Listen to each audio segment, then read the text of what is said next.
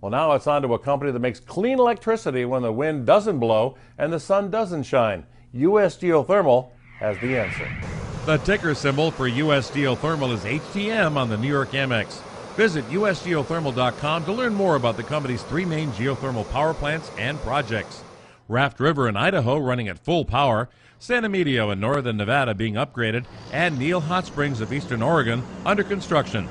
Daniel Coons is president and CEO. When you look at Raft River as an operating geothermal power plant, the first thing you notice on the landscape, it's very unobtrusive. It's not destroying the landscape. You can even see it in the color of the plant. We painted it green and sagebrush brown and green to actually have it be less visible from the highway and make it blend into the surrounding area. And it's operating at peak efficiency, isn't it? It's a wonderful machine. It operates in the high 90s in terms of availability, 98, 99% online.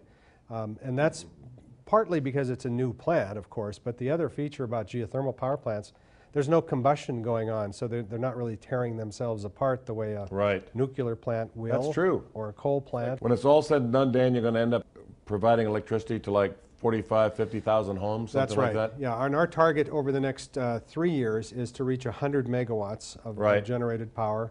Will be about 50 or so, and you can think of it as 50,000 homes for 50 megawatts. So it's really a significant amount of power. With geothermal power, you can have a plant that's operating nicely, but down the road, maybe 5 or 10 years, upgrade that plant with more wells coming up from the reservoir and make it even bigger. I think that's a key point, because what we first do is we build a plant on the reservoir that we know and get operating, making revenues or income.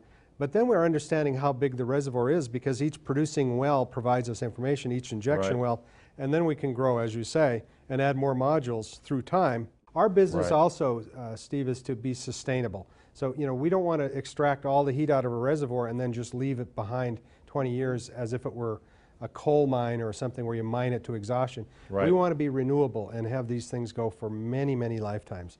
And that's the promise of geothermals. They can go for 50 to 100 years. When I analyze your company, I'm a former CPA, I see it as a very conservative play, because ultimately you're a utility with a lot of fixed income coming in. I think that's a good way to think of it, is the business of the sales of the power and the generations of revenues are very utility-like. You know, we're an independent power producer. It's got a long-term stream of income. Some of our contracts are 20 to 25 years in length, with investment-grade utilities on the other side buying our power.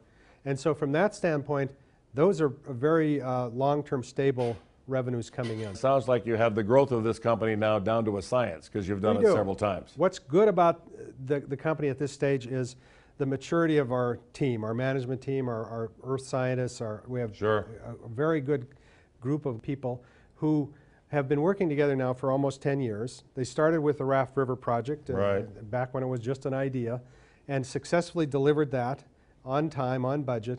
And then from that experience base and how we did that, we now are doing two. We're replacing an old plant in Nevada, and we're building this new one. And so the team has really matured. They have the skills that it takes to get it done.